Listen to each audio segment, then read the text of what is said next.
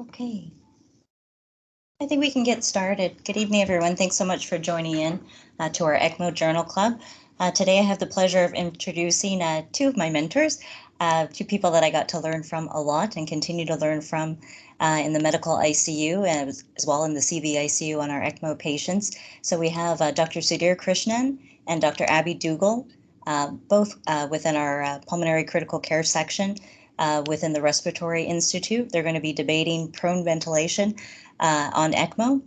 Dr. Krishnan is our medical director for respiratory ECMO, and Dr. Duggal is our new director of critical care research and vice chair, I believe. So congratulations and welcome. Go ahead. Penny, thank you for that very kind introduction. So, my dear colleagues, this is not going to be a typical pro-con debate. More like my glass is half full and Abhi's is probably half empty. I know this is a tough one for Abhi because his glass is usually half full. But we'll go through the motions of trying to make a case for prone position ventilation on ECMO. So I'll be going through, in the interest of time, we'll do this very quickly. I'll discuss the physiological effects of prone position ventilation, the evidence thus far for prone position ventilation, and the emerging evidence for prone position in ECMO. So in a supine position, what you have is high pulmonary transpulmonary pressures directed against the ventral alveolus, resulting in overdistension. And this is a typical patient lying supine. And you will notice that the dorsal alveolus is collapsed. This naturally results in atelectasis of the dorsal lung. And you'll notice that the blood flow also is towards the direction of these alveoli that are collapsed. Now, all this effect is exaggerated in patients with ARDS. In addition to this, you have the heart that is compressing the medial and posterior segments of the left lung, and the diaphragm that's riding up cranially that's contributing to the atelectasis. Now, this is a patient in prone position now. You have alteration of the pulmonary transpulmonary pressures. Suddenly, the dorsal alveolus now receives the air-oxygen mixture, and that inflates, and there's decreased overdistension of the ventral alveolus. You will now notice that the blood is flowing towards the more well-ventilated portions of the lung, resulting in improved oxygenation. So also the heart moves away from the medial posterior parenchyma, and there is increased drainage of secretions, which improves effective oxygenation and ventilation. So we have changes in the ventral dorsal transpulmonary pressures. There is now a difference that's created. There's decrease in lung compression, and there is more lung perfusion. And overall, this results in homogeneous inflation, as you see, recruitment of the dorsal lungs, and redistribution of the lung density. And Abhi will go through this in detail when he talks about his half of the presentation. But a picture is worth 1,000 words, and this is the same patient in a supine position and prone position on mechanical ventilation. We'll go through a series of evidence and trials. We'll start with somewhere in the middle of the pyramid of evidence. And this was a randomized controlled trial that brought a prone position ventilation to the fore. So this was the Procedure study, early prone positioning in severe acute respiratory distress syndrome. This was a multi-center randomized study having just under 500 patients over in multiple European ICUs and done over a 3-year period. They followed the patients up for a total of 90 days, and it was an intention to treat analysis. The primary outcome was mortality at 28 days. This included patients with a PF ratio of less than 150 who were on FiO2 of more than 0.6, PEEP of more than 5, and who had lung protective strategy. The patients had to be mechanically ventilated for less than 36 hours to be selected for the study. It was imperative that the patients be stabilized for 24 hours prior to their enrollment, and you had to prone the patient for a total of 16 hours, and it was repeated daily for up to 28 days. You could start the prone position ventilation if there was improvement in the oxygenation defined as a PF ratio of more than 150 with a PEEP of less than 10 and a FiO2 of less than 60 for 4 hours. You could also stop the prone position ventilation if in case there was no change in the PF ratio and if there were complications resulting as a result of the prone session. Both groups were kept in the standard ICU beds, and they did not use specific prone positioning beds, and the mechanical ventilation was modeled after the ARDS net protocol. The patients, as is normal for randomized controlled trials, the patients were equally distributed in both arms. But what stands out is the fact that the patients in the prone group had a lower SOFA score, albeit not necessarily a p-value that was significant. But most of these patients were also on vasopressors, had sepsis, and about 90% of these patients had neuromuscular blockade. The ventilator settings prior to inclusion and at the time of inclusion was similar in both groups. The Procedure study showed an impressive mortality benefit both at 28 days and at 90 days. And so also right across over here, you notice a higher number of ventilation-free days for patients who were prone. But there were limitations of this study, and this is what was brought to the fore. It was unclear the centers with less experience in prone position ventilation would have higher rates of complication. It is unclear if an inclusion bias presents because little data was excluded in patients who were excluded. The fluid balance and catecholamine dosing were not measured or reported in this study. And the groups were imbalanced based on the SOFA score, the neuromuscular blockade, and vasopressor use. These patients were highly selected. These patients had to be mechanically ventilated for less than 36 hours and had to have a PF ratio less than 150. But what was also, attention was also brought to the point that the mortality difference could have solely been because refractory shock was taken care of rather than prone position ventilation. There was minimal difference in the deaths due to hypoxemia. That was the first randomized controlled trial that set the whole thing through.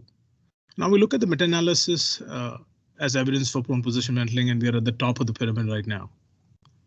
So this is a systematic review meta-analysis by Munshi and al., and it evaluates the effect of prone positioning on 28-day mortality compared with conventional mechanical ventilation in the supine position for adults with ARDS. So this included all RCTs comparing prone versus supine positioning in mechanical ventilation with ARDS, looking specifically at the duration of ventilation, use of concurrent lung protective ventilation, and ARDS severity. They also looked at secondary outcomes that included the PF ratio on day 4 and evaluation of adverse events. Meta-analysis was used a random effects model. There were 8 RCTs that fulfilled the entry criteria that included just 2,000 patients, under 2,000, over 2,000 patients. So what you're seeing here is a forest plot. What you have seen here right in the center is a line of no effect. This is an overall estimate of the effect size that you see. You have the RCTs that are mentioned across over here. Right across over here, you see the weight that is confirmed by each study, and the squares are represented by the weight of the study. And over here, you see the risk-relative ratio with the confidence intervals across over here. And these are the events and the total number of patients in both groups.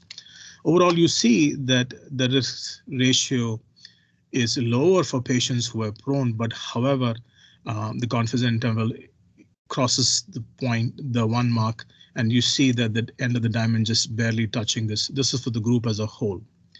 You'll also notice there's significant heterogeneity between these study groups with an I-square of over 59. That's like comparing apples with orange rather than different kinds of apples.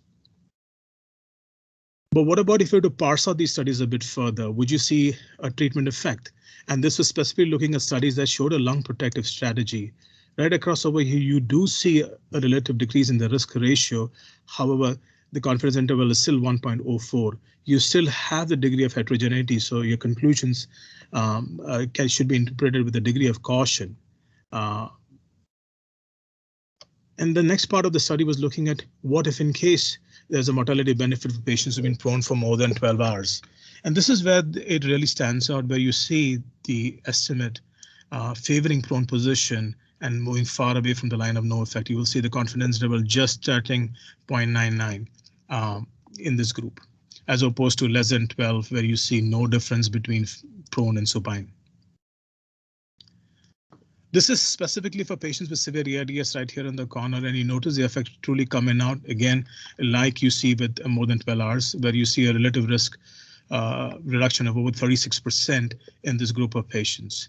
But then again, you do have a degree of heterogeneity, and this again needs to be inferred with a degree of caution.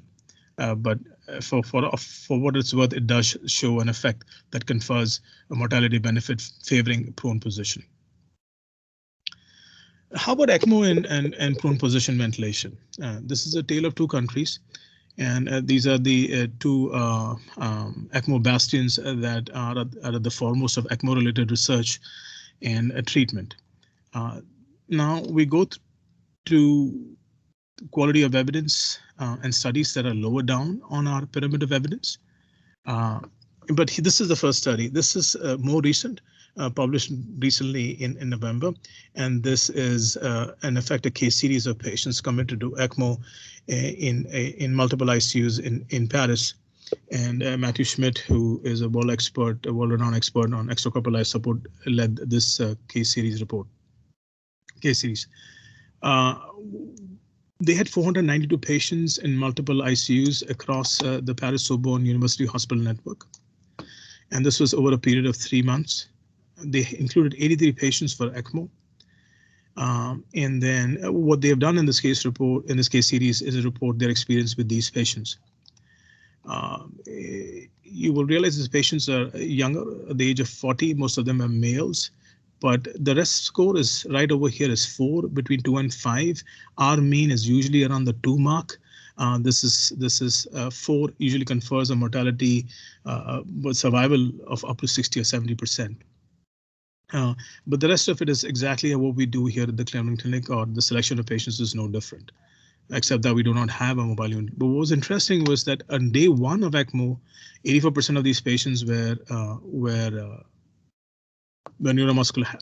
paralyzed, and only about 7 or 8% of those patients underwent prone position ventilation on day 1. But that changed over the course of the time.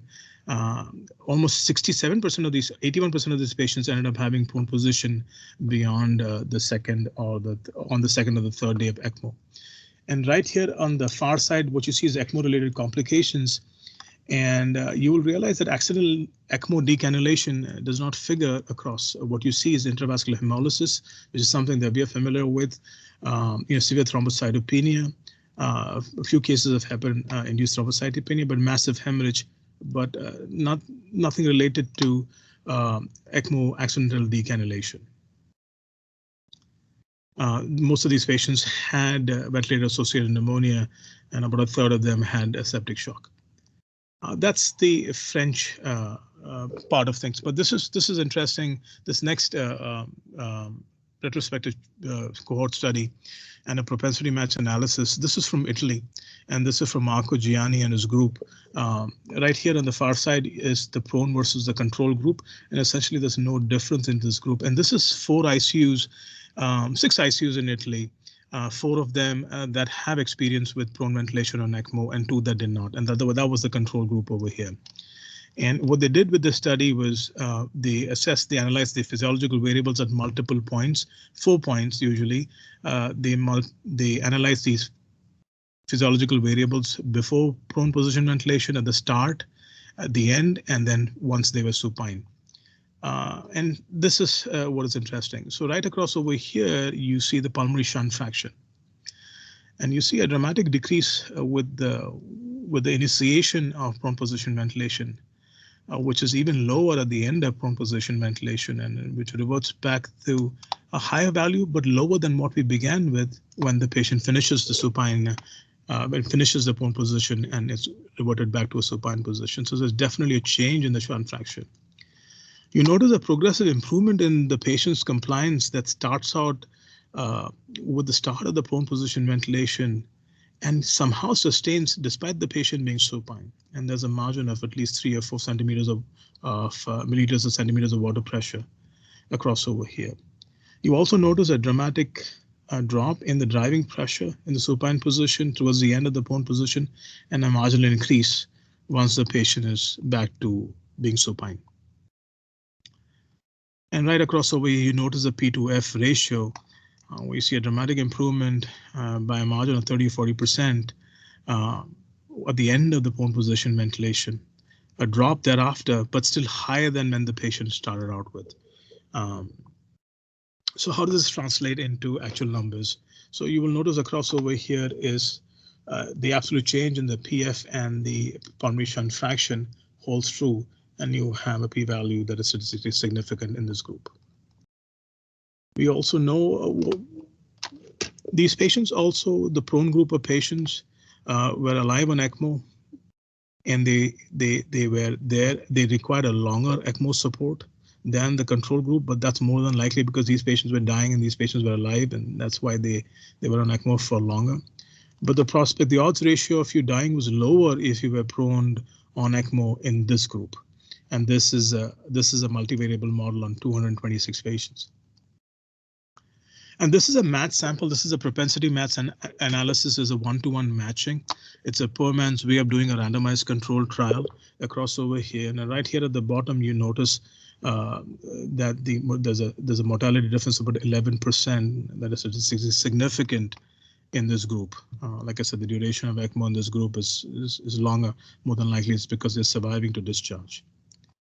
Right across over, you see the complications over here, and this is 226 patients, and you do not see a lot of complications.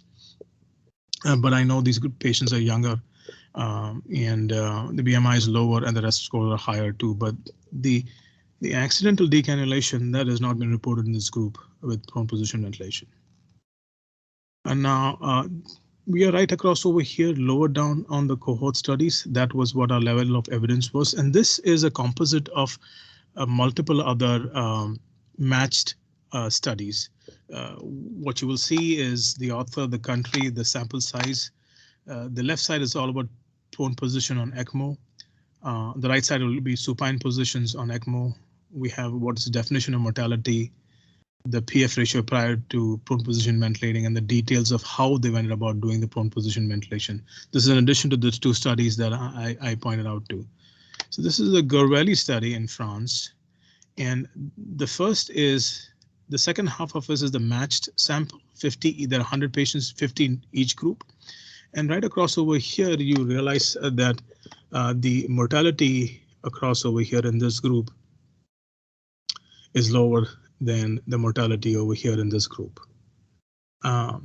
And then the details of how they went about doing the prone position ventilation is to your far right. So some degree of mortality benefit that stays true even in a matched propensity analysis. ECMO duration is only about 9 days. This is about 168 patients in the entire group and 100 patients in the matched group. So mortality difference of over 22%. This is the Garcia study, which showed a mortality difference that was exactly the opposite. More patients dying in the prone position arm than in the supine arm. The Rillinger study from Germany in 2021, 158 patients, showing no difference between those two groups, between supine or prone position. And this is hospital mortality. And the last is the Gianni study that I just mentioned that showed a dramatic improvement in the patient's mortality with their study, which is again a propensity matched analysis. So 4 different studies showing different outcomes, looking at different mortality definitions, but almost all of them proning with the PF ratio very close to the 70s or the 80s. What was interesting was the lack of consensus on when to prone the patient, from using persistent hypoxemia right across over here to physician discretion to routine use of a prone position ventilation by Gianni's group. In the German study that showed no difference, what was pointed out in an ad hoc analysis was if you had to prone the patient within the first day, there was a mortality benefit. That is, within 17 hours of ECMO initiation, you could notice the effect on mortality. But this is moving up now. This is a meta-analysis of all the studies published to date on ECMO and prone position ventilation. Right across over here, what I wanted to point out was the heterogeneity over here, 86%. This is extremely high heterogeneity. This is like comparing apples and oranges in convincing yourself that's the right thing to do. But right across over here, you see no survival benefit in patients who were prone. And the second half of the study is using prone versus control patients and you see a change in the heterogeneity, but still you see no effect you see an effect for survival benefit, but however, the confidence interval does cross 1. Not significant. Having said that, in this group of studies, I looked at the physiological variables as it was reported by Gianni to see if in cases do they report an improvement in the PF ratio. And right across over here, you notice there's a 25 or 25 up to a 25-point improvement in the PF ratio crossover, which is statistically significant. And also you notice that there's a change in the driving pressure from 11.5 to 10.7 when the patient is supine. So in conclusion, I would say the prone position alters the mechanics and physiology of gas exchange to result consistently in improved oxygenation. High volume centers with clinical experience routinely prone patients on ECMO. Prone position ventilation should be combined with appropriate mechanical ventilation strategy with a view to recruit. The benefits outweigh the risks, especially in experienced centers. RCTs would be useful. However, meaningful results, assuming the trials are able to recruit to completion, are years away. Prone position on ECMO can be executed safely. And this was our first patient that we proned on an ECMO. Unfortunately, this was 6 weeks into his ECMO run. But as far as ECMO, proning a patient on ECMO is concerned, this is as difficult as it gets. This patient was morbidly obese, had a chest tube, had a tracheostomy, and had 2 giant cannulas. It took a village to prone this patient. This was done as a last-ditch effort prior to withdrawing care. And I asked myself, should we be doing this upfront rather than when it's too late? And therein lies this discussion around prone position ventilation. I now turn it over to Abhi for his perspective. Abhi is also a methodologist for ATS. He's a part of numerous guidelines for ATS. He's a kindred spirit and a dear friend, and I know this is a tough topic for him to argue against a prone position. Abhi, it's all yours.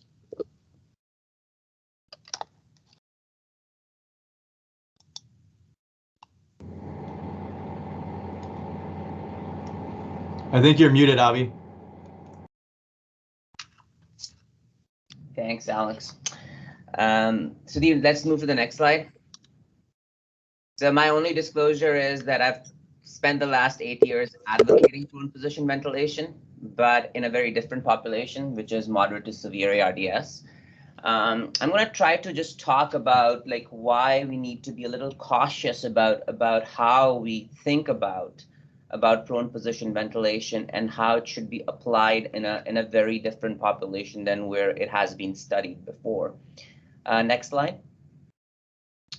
So this is one of my favorite schematic diagrams that really talks about prone position ventilation and how it changes things in terms of beneficial effects for these patients. So certain things that we need to think about are that, and Sudhir showed us a pretty nice cartoon about this, that in the supine position, we have a very significant degradation of our alveolar units. And moving from ventral to dorsocaudal lung, we see a very significant drop in the size of these alveolar units. In a normal person, usually what we expect is that as we go down from the dorsocaudal or from the ventral to the dorsocaudal lung, you drop your size by about 1/3 or so. But in an ARDS lung, it might be very different because there are certain things that really change in that lung. Next slide. And what the biggest change really is that like the ARDS lung is heavier. It can be as heavy as 5 times a normal lung. But there is a few aspects that we think about, and then there's some interesting work that has been done by Gattinoni's group looking at these factors. But there's a few suppositions that are made when we think about these regional changes across the lung. And one of the biggest things that really people think about is that this distribution of fluid in this lung is really non-gravitational. And this really impacts because what's happening is that this fluid acts like a column of water, and that really causes your dorsal lung to really be compressed because of the pressure. And this vertical inflation gradient becomes much more significant when you are in the supine position because of the fact that there's just a larger lung volume in the dorsal lung that's going to be completely compressed. Next slide. Once we prone these patients, we basically are now going to have a larger amount of alveolar units in the non-dependent region. And like Sudhir talked about, the fact that, prone position results in a more homogeneous regional inflation distribution and lung density distribution. And there's a bunch of reasons for that. It's not just that you have a dorsal lung that's open, but also because of the fact that you have better shape matching because your mediastinal mass is now off your lungs. And also what really changes and why perhaps proning is better than just recruitment is that you change your chest wall compliance. By flipping these patients, what you really do is that you really decrease the chest wall compliance, thus increasing your pleural pressures. And thus, what you're going to be doing is that you're going to cause your transpulmonary pressures to drop for the same plateau pressure. And that perhaps is a very appropriate way to protect these lungs, especially early on.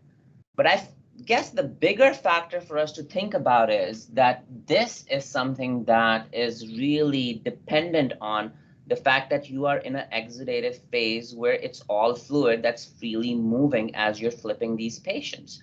Because if there is changes which do not allow this fluid to act like a continuous column of fluid, then our understanding of regional inflation across these different lung zones would be a little bit different, because perhaps there'll be more heterogeneity in terms of how you would respond to potential recruitment with prone position ventilation. Next.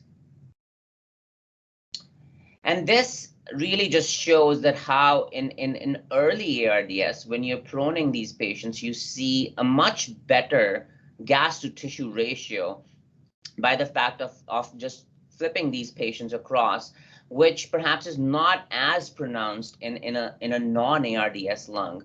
But because of the weight of this ARDS lung, you see a much dramatic effect in these patients. Next slide.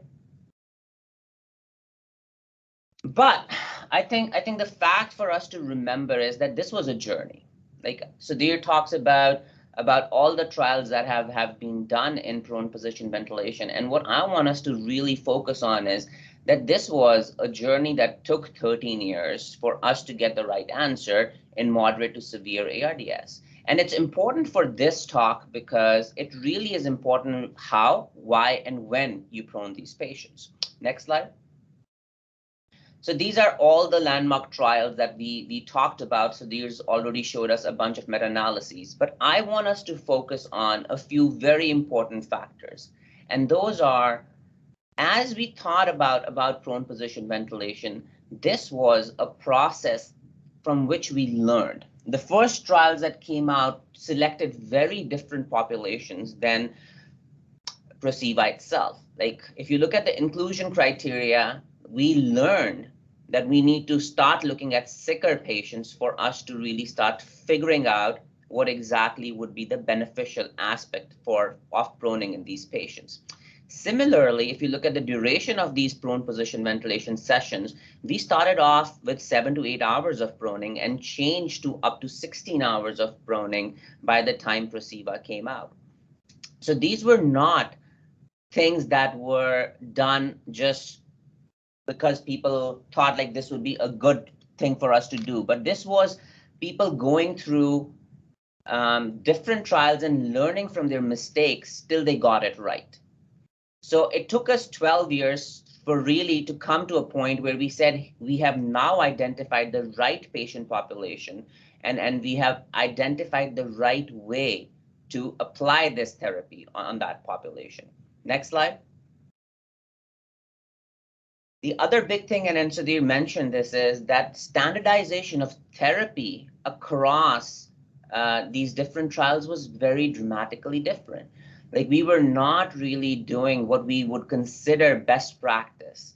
in terms of tidal volumes, in terms of what we would consider optimal PEEP for these patients when we started off. And it slowly changed across time as we got wiser and wiser.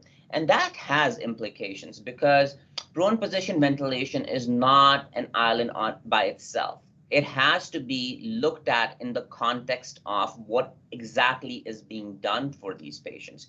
Because if you don't apply other things the right way, prone position ventilation perhaps would be completely useless. Next slide. And this perhaps is the most important thing for us to remember. If we look at this, I like this meta-analysis better than the Munshi meta-analysis. This is an older meta-analysis, but what they did was that they looked at the cumulative risk ratio with each additional trial. And what you see is a signal of completely no benefit changing to a signal of benefit to something that we said, what we definitely have potential benefit for all comers for these patients over 12 years. But these changes emulate a lot of other things that were done right. And those are, next slide, looking at patients with the right severity. Next, looking at patients with the right tidal volume. And next, that's good. So what I will tell you guys is this, that it took us 1,000 minus 400 patients before we got it right? Because we had 2,200 patients in these meta-analyses. Out of those, 400 some were in Prosiva, but it took us 1,800 patients before we really said this is the right parameters that should be used before we would really apply prone position ventilation for the right population. So where does prone position on ECMO really come from? So next slide. This is the current evidence, and I want us to really take a step back and think about it. We are talking about a benefit of a therapy, looking at 8 randomized controlled trials and understanding that there was heterogeneity amongst those randomized trials, which took us about a decade to figure out and then finalize the right population. The current evidence as it exists right now is 12 observational studies, 11 of which were retrospective. There were only 6 studies that had a comparison arm. Now, these were all retrospective arms, which basically looked at ECMO patients in a very different context and were comparing it to decisions that were made around prone position ventilation. 3 of these comparison arms were propensity matched analysis. And like Sudhir said, propensity matched analyses are the poor man's RCTs, but there's a lot of factors that we have to think about when we think about a propensity matched analysis compared to an RCT, and we'll talk about that in a second. Only 3 of these studies were multi-center, and all 3 were retrospective, but 9 other were just experiences from single centers. And very important factor for us to remember is that prone position ECMO duration was almost 5 days in these studies. Like the confidence interval is between about 3 days to about 8 days. So what we're talking about is patients who develop moderate to severe ARDS that worsened, got placed on an ECMO cannulation, and then 5 to 7 days later were placed on prone position ventilation. And like Sudhir already talked about, there was no standardized outcome measures on any of these studies. And I think that's a very important factor for us to remember. Next slide. So these are the 12 studies. And then Sudhir's already mentioned a lot of these factors that I want to really point out. But I think the first and most important factor to remember is look at the patient population. Like, a lot of these decisions are very small case series that are really just talking about experiences from different centers. The other big factor for us to remember is that look at the inclusion-exclusion criteria. And it was basically very broad standardized factors associated with injurious ventilation or severe hypoxemia on maximal support where almost it sounds like a Hail Mary on patients who had already been placed on ECMO. And the last thing for us to remember is look at the duration of proning and whether the regimens for proning were standardized or not. Half of these studies did not have any standardization of proning, and the session durations are all over the place. What that really tells us is that there was no thought process in terms of application of a therapy as an intervention.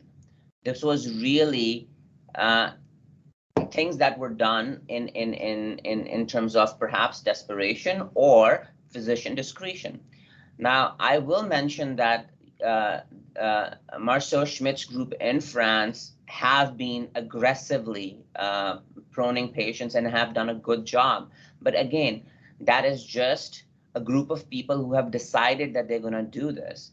It does not really translate into good evidence unless this was done with a thought process of why this intervention is being done and where it would not be done. Next slide. Sudhir's already talked about this, but what I would like to mention here is that, like, you know, this recent meta-analysis that looked at this aspect needs to be reviewed with a grain of salt. Like when you look at the upper panel on like, this is basically just looking at survival for these patients. This is not a comparison. This is not a classic forest plot that's really showing you benefit or harm. All it is showing you is a cumulative assessment of mortality, which is basically a 57% survival. All it tells us is that amongst these 12 studies, 57% of patients survived. How is that very different than what we have seen in patients who are getting ECMO, right? Like, so we can say, hey, looking at the ELSA registry, this number is much lower than you would expect for all comers, right? That really brings about the unmet aspects of why these patients were considered for proning. And then that's something that I want us to think about, and we will talk about that in a second. Panel B is basically the studies that looked at a comparator group. And when we look at this, it's all over the place and really shows that we are not seeing a consistent mortality benefit. But I think there's more to be said about why we need to be very careful when we look at this data. From my standpoint, whenever we look at these things, a systematic review with a meta-analysis needs to be thought about in terms of what question are we really asking from ourselves. And for me, I think one of the biggest questions is this data ready for us to make assertions about mortality? And what I would say is no. At this point of time, there is enough factors that we have to think about that I would not really hang my hat on in terms of outcomes associated with the literature that we have. Next slide. What I would say is that there is data now that shows that there is benefit of this therapy, perhaps on a physiological level. Like when we look at the pooled analysis for changes in PF ratios and lung compliance in terms of driving pressure, there is aspects that we are seeing, which you perhaps would expect, which you perhaps would say, you know what, I should see some benefit off of this therapy as I apply this on these patients. But having said that, there's some aspects that we need to really think about before we say, are we really seeing the right impact of this based on the existing literature? Next slide. So I think this is what I want everyone to think about as we kind of move forward, and that is not all prone positioning is the same. If we take usual moderate to severe ARDS based on let's say day 1 diagnosis of ARDS, Prasiva tells us within 36 hours, put these patients on prone position ventilation. We already know that in clinical practice that does not happen. On an average, most people get proned anywhere between day 3 to day 7. Next. Also, what we know is that the likelihood of someone getting placed on ECMO can be anywhere between day 1, because they come in and they're so sick that they got placed on ECMO right away, to up to day 14, where like we will say, hey, up to 2 weeks of mechanical ventilation, we're going to consider putting this person on ECMO. So if we think about it, the literature that we really know about in terms of moderate to severe ARDS is a very small time period compared to the likelihood of someone getting placed on an ECMO circuit. Next. So is the right time to prone them right exactly at the point that PROSEVA really studied? Next. Is it perhaps right after once you have given them time to stabilize on their ECMO and people who improve and should not be and the others should? Or is it perhaps later down the line when you really are using it as a rescue intervention? Because these are all things, if you look at the literature, people have talked about in terms of case series or small case reports. Or next, is it all of the above? We don't know. But what we do know is that all of these studies looked at these different time points or the entirety of someone being on an ECMO circuit. And now we have combined all of that data together and we try to say, this is our cumulative assessment for this therapy, which I think is the wrong way about thinking about it. Next. So I like this study a lot. Like this was a study that basically just looked at all studies that talked about extracorporeal life support in ARDS patients. And what they found out was that people who were placed on ECMO, only 31% of those patients underwent a trial of prone position ventilation. So we know that a lot of these patients don't get this therapy early on. Is that the right population? Once you put someone on, if they've not really received this therapy, that we should perhaps still consider this to perhaps benefit them. What was discussed in the conclusion of that article was that there remains a systematic bias on outcomes reported with ECMO because you're not really considering what was done pre-ECMO. And I think that really is important for us to think about when we say prone position ventilation should be thought about in these patients. Next slide. The other big factor to remember is that is everything else when people get placed on ECMO standardized? And we know that it's not. This article showed that people who are on ECMO get all sorts of different tidal volumes, get all sorts of different PEEP configurations. So once we've not addressed this aspect, and then Sudhir talked about the fact that, you know, standardization of mechanical ventilation was one of the cornerstones before prone position ventilation became effective. When that's not being followed when people get placed on ECMO, is prone position ventilation the right step when we've not standardized those factors? Next. I want us to spend just 2 minutes on this slide. This is an important slide for any observational study that you look at. So these are the common pitfalls for observational study. The first is selection bias. What are the kind of patients that we select? All right, and any study that I look at that's observational, I look at these questions for myself. All the studies that we're looking at are self-selecting patients who are getting placed on ECMO and then got prone. So there's that risk of selection bias. The other big thing in observational research is confounding. Is there other factors that do come into play in terms of outcomes? Absolutely they do. Next. The other big question to ask ourselves, especially when we are looking at this, is a survivor treatment bias or the so-called immortal time bias. Like when you're comparing someone who gets placed on prone position ventilation on day 9 versus someone who did not get placed, like, is it just because of the fact that they lived through to that period of time? And that's something that we see, right? Because in patients who got prone, their duration of ICU stay was so much longer. And it's really difficult for us to really address those, even if we are looking at propensity matched analysis, because next slide. The other big thing is confounding by indication. And I think that's something that we have to really think about, because when it is provider dependent, Like, is it really just because someone said, oh, you know what, let's just try this? And then that really becomes your driver for the intervention. Next. The other big thing is effect modification. Like the outcomes that you see, are they impacted by other things? And in this case, effect modification plays a huge part because your choice of tidal volume, your choice of PEEP, your choice of sedation will have a huge impact on what your outcomes are going to be. And like you, by the virtue of just a case series, you cannot account for those factors.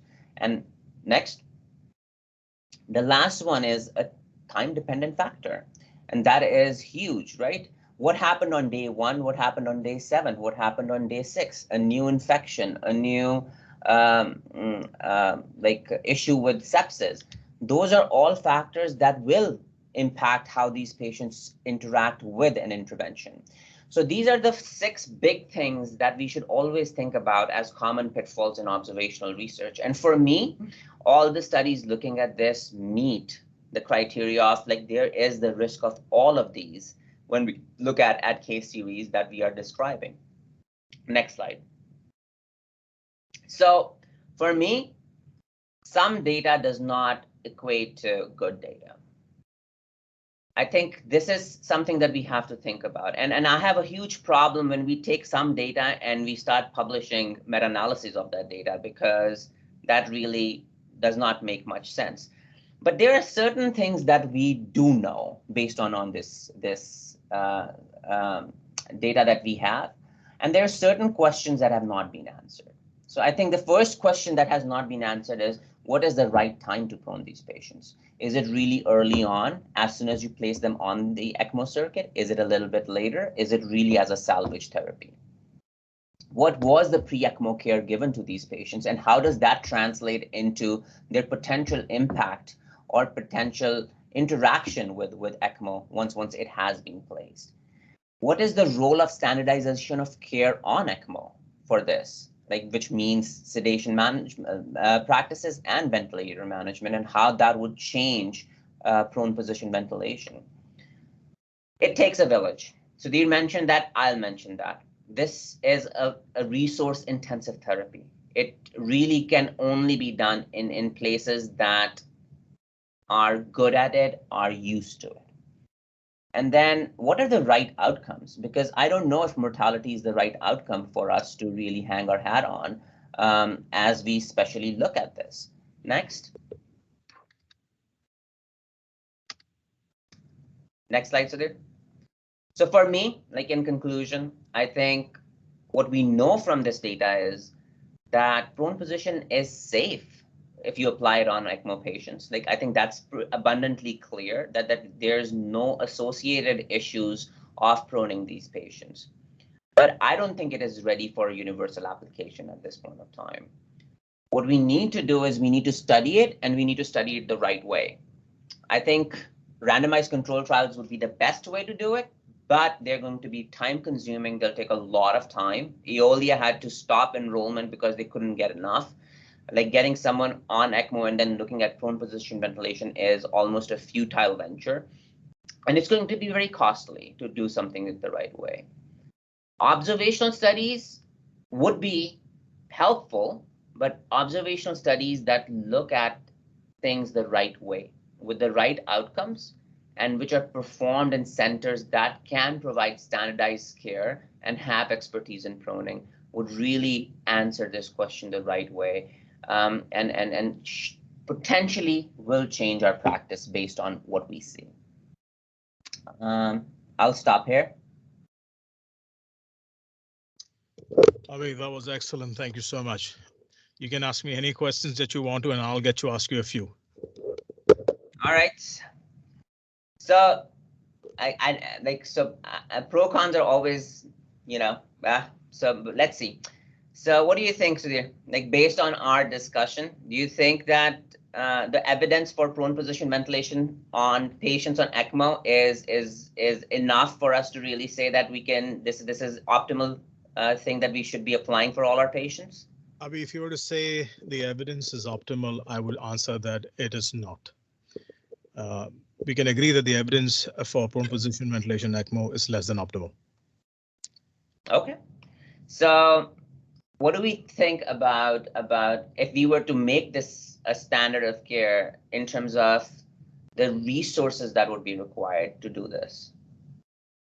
I think the resources required would be fairly substantial.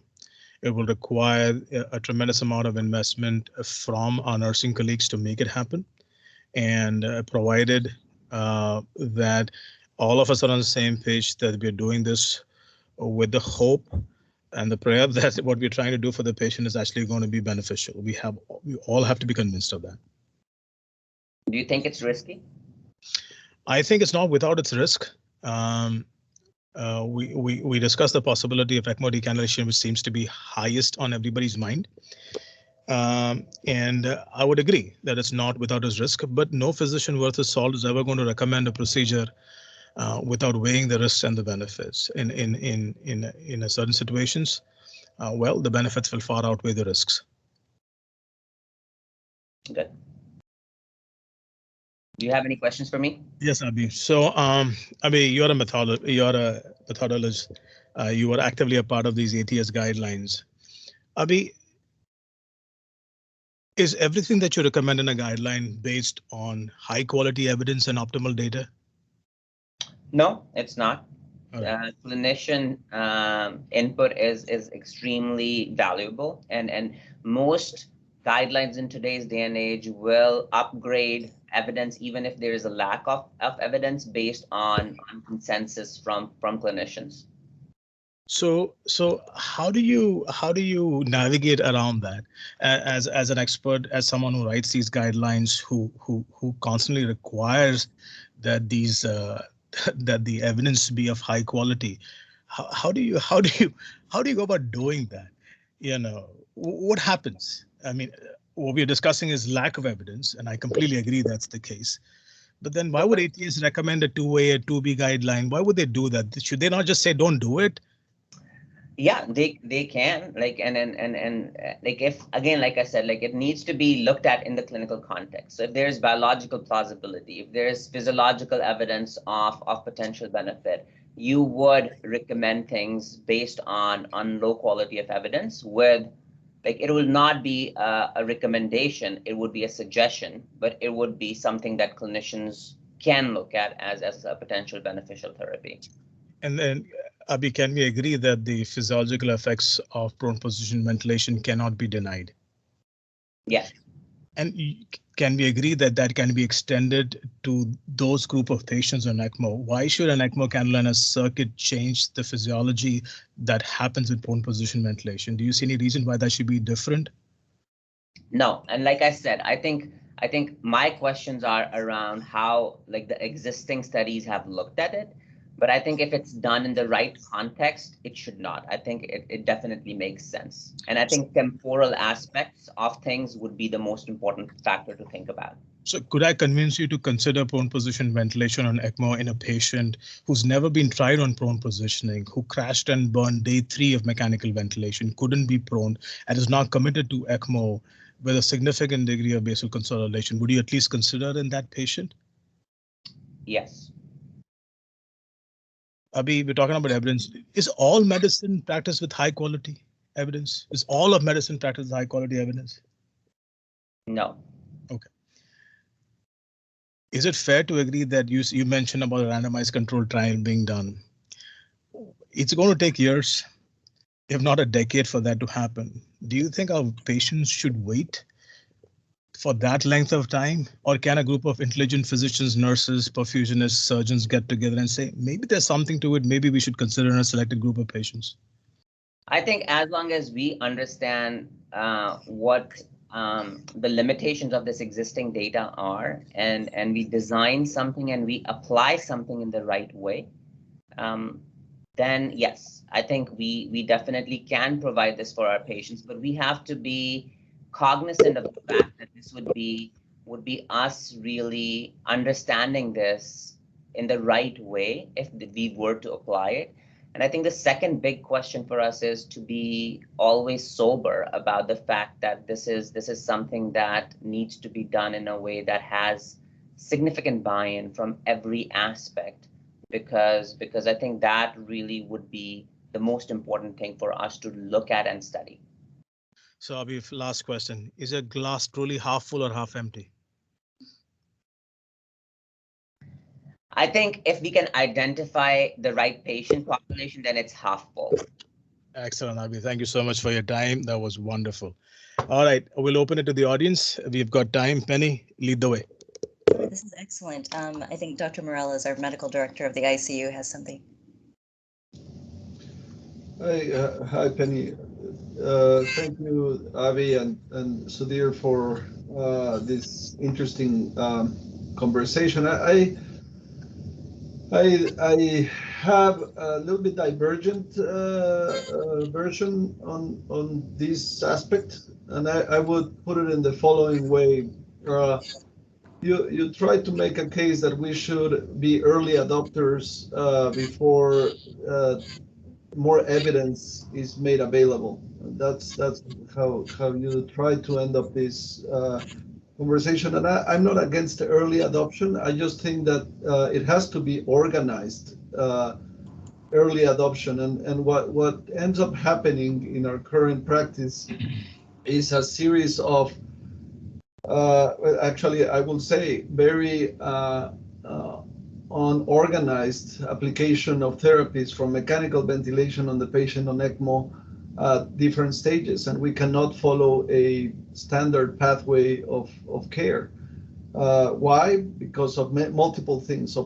Making this operational is a huge issue. So I think that as we look forward into implementing things that may make sense physiologically to improve the outcome of those lungs during the process, we have to actually probably tighten up how we apply the rest of our protocol to these patients. Proning somebody at day 30, I think that makes absolutely very little sense, even as a rescue strategy, as we have been proven by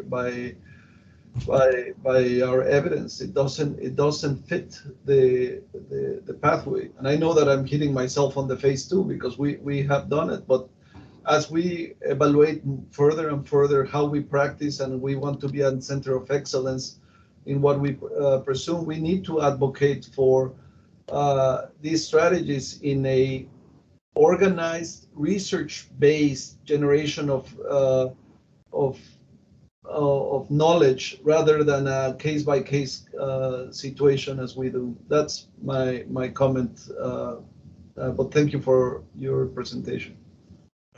Eduardo, you hit the nail on the head. The idea behind this, we cannot proceed to prone position ventilation without getting conventional ventilation right on ECMO. I think the investment in prone position ventilation should come after we've invested in mechanical ventilation on ECMO. After we've convinced ourselves that we are doing it systematically and all patients on ECMO can be considered prone position ventilation. The idea behind considering PPV in a select group of patients was just that, was to tighten up how we manage these patients. And this would be an opportunity for us to look at how we've done so far, because our outcomes are at 50%. And there are centers that do better than us, and that are closer to home, 6 hours away. Chicago, PV ECMO COVID, 74% mortality benefit, survival. And so that's when I started thinking as to what else could we do that would improve our mortality benefit. And this idea was brought up for discussion. And this is all a part of just discussion. This is not done and dusted. Our colleagues in AI and our colleagues in CBTS ICU are reviewing it. This is just a forum for all of us to sit and discuss and throw ideas out there as to, do we do it? How do we do it? What's going to be the best practice? What do we do next? Can we do it? But you hit the nail on the head. We've got to get mechanical ventilation on ECMO right before we move on to prone position ventilation on ECMO. That is truly the case. Thank you. I'm going to just add in another voice, Dr. Brosi.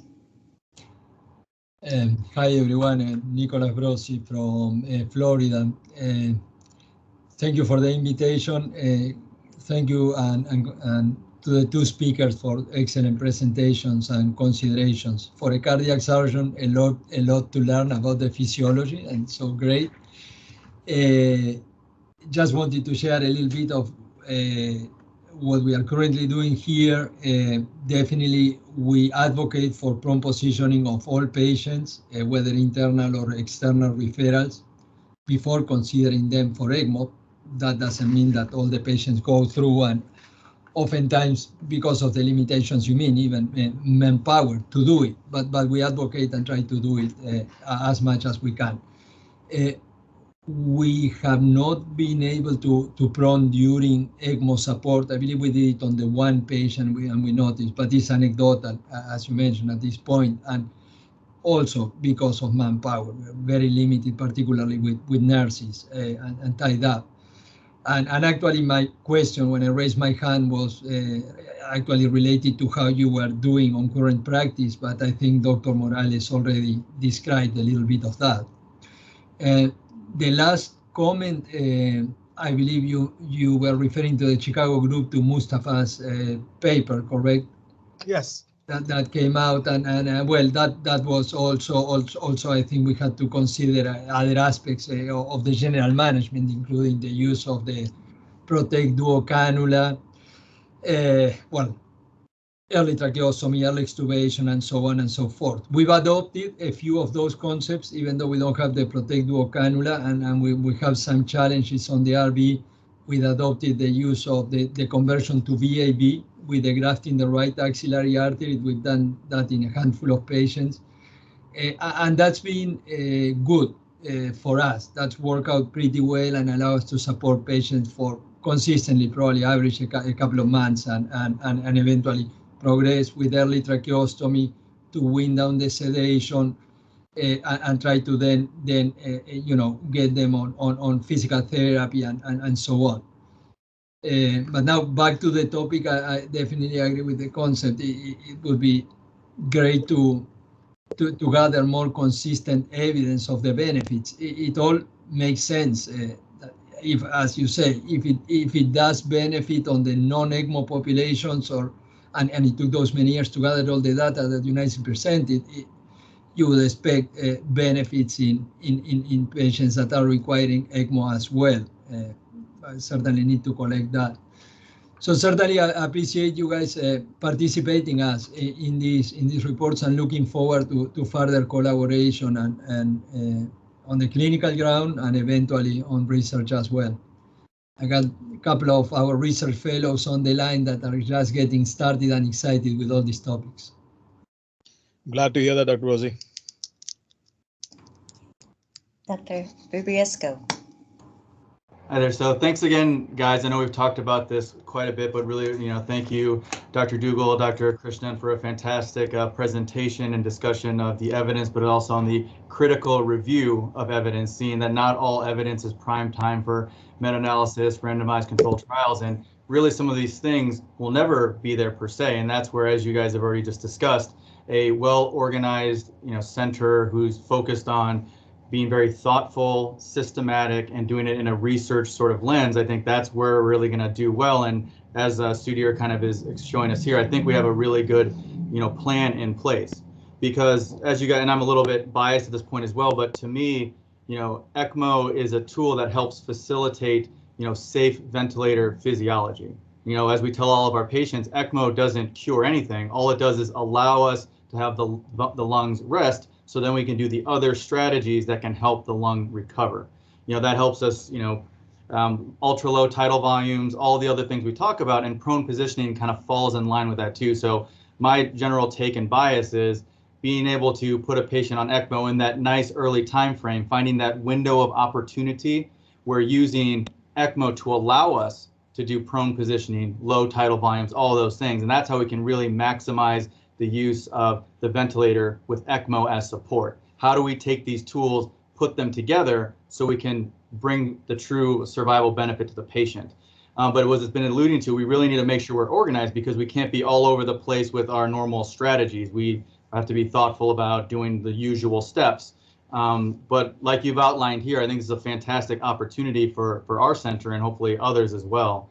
But really, I think fantastic job. And the final thing I was going to say is that concept of early, right? I think that's a moving target. Early is with respect to history, right? You know, I'm very, when I hear early tracheostomies, you know, back in the day, people were getting trached, you know, 30 days, 40 days later, and it wasn't until we had the evidence that early tracheostomies were safe and beneficial. Now we're tracheing people much, much earlier. So I think that concept of early is a moving target in critical care and surgery, and this might just need a little bit of time, as Dr. Duggal alluded to, a journey of 13 years for prone positioning. You know, we're just maybe at the beginning of this one for prone positioning on ECMO, but I think that this is a fantastic way to begin the journey for our center too.